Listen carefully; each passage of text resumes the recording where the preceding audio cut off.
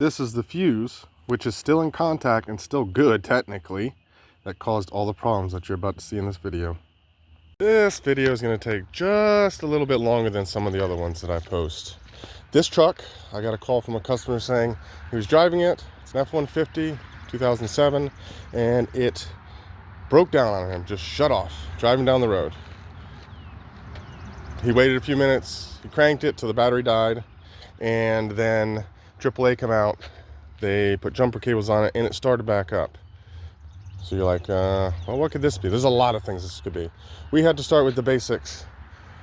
We don't know why it stalled yet. So our first investigation is just be a visual look over everything and to scan all the modules.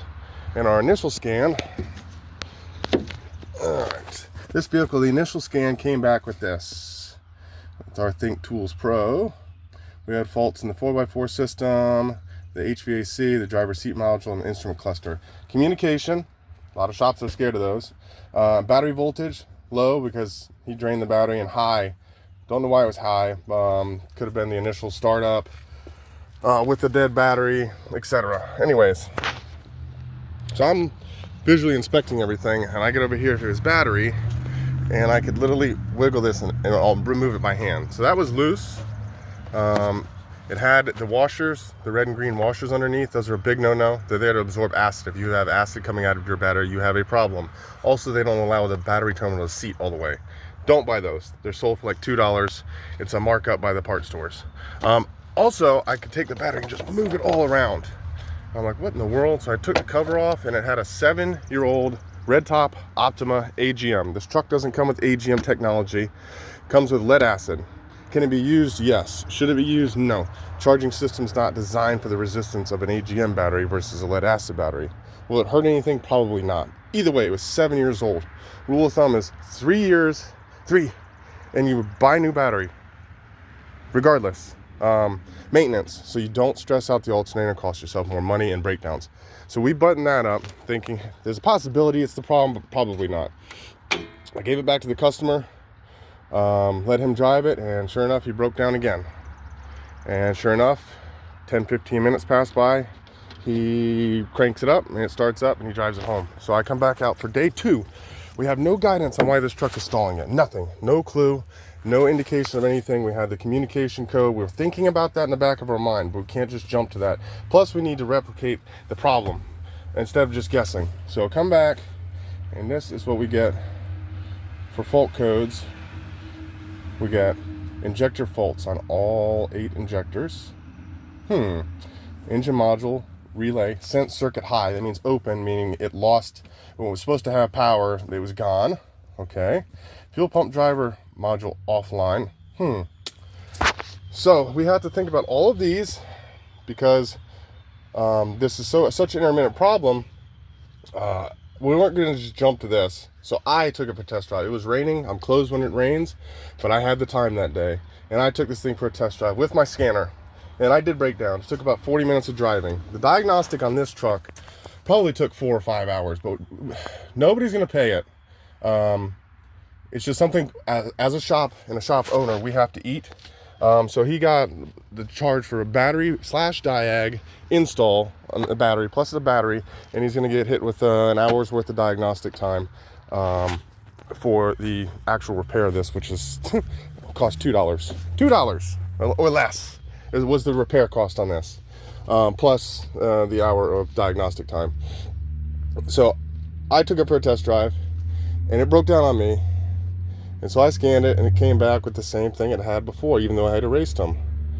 So now I can actively say not one is a glitch. They all came back, all of them. So here we go to the drawing board. And this is what shops don't like to do. A lot of techs don't like to do this, but we have to do it. This is all the wiring I had to look through to figure out what was the common theme here. So we're going to go... Sorry about that, we got a truck going by. We're gonna go back to injectors. Let's look at the injectors. They're right here. Fuel injectors are right here, and they all share a red power. They said open circuit because the computer power is always fed to the injector, and there's it back feeds through the ground to the computer, so that's why it knows that it's not open and there's power to it, because it actually supplies a very small amount of very low voltage back through the ground wire into the computer, and there's a sensing element in it that says, hey, there's power, it's not an open circuit. Anyway, so we take red, they're all combined, all the injectors for power. Let's follow that up here. Where are we going here? We'll go red here, we go red here, come across, we go up, we go here, we go to the fuel pump relay. All right, well, there's a clue. That's built into the junction box. You can't replace it. So if it goes bad, you need a new junction box, or you need to put your own external relay. Oh, we got another feed here of power. It powers something else up. Let's follow that. Dark green and yellow. It goes to the fuel inertia shutoff switch. That's right next to the junction box. That's when you roll over, it cuts the fuel so you don't get a fire. It's a safety device that pretty much only Ford uses. Then we follow it the other side of it, and it goes down to the fuel pump control driver module. What do you know? We got codes for the injectors. We got codes for the fuel pump driver module. Let's see what else it might feed, because it actually does feed something else here. So this is the injector feed again. We went this way. Let's follow it this way. Goes and goes and goes in. Wow. The power to the PCM. That was the sensing circuit. It was sensing that this relay wasn't providing power. Whoops, this relay. But let's see, is it this relay? We can't test this because it's soldered into a board. We can do one thing though. We can take power off this fuse and we can bypass that, so if he breaks down, he flips the switch and the truck should start. If this relay is bad, that will prove this relay is bad. Why? We don't know. If it's this side, this control side, or is it the fuse side? We don't know, but we got to start with that. So I went to pull out this fuse, which I'll show you at the end because he took it to work. I went to pull out that fuse over here so I could set up this switch for him. This is the switch that when he, if he broke down, he could turn on, and that would eliminate, because it was so intermittent, we couldn't just start guessing. So this was process of elimination. So I come back here, which you can't see, and I pull this fuse out. You cannot stick your head back here to see it. I wasn't sticking a camera back there. I notice it's clear. It's a cheap, like, Harbor Freight fuse, which are junky. I pull on it, I feel it come out like half an inch, and then it was stuck. I pull a little more, and I'll show you what it looks like. What I think happened, which I've proven because I put a new fuse in correctly, the fuse was installed wrong. It's not like I could have seen it because I can't stick my head back there. And there was no reason I should have suspected to stick a camera back there to say, hey, is this fuse installed wrong? The fuse was actually wedged, instead of straight in the blades like this, they had one up above the blade, and it was making contact. It's been like that for over 4 years. And I think when it got hot, warmed up, it wouldn't make contact anymore. That shut off the fuel injectors, that shut off the fuel pump module. And ever since I've replaced that fuse, no problems.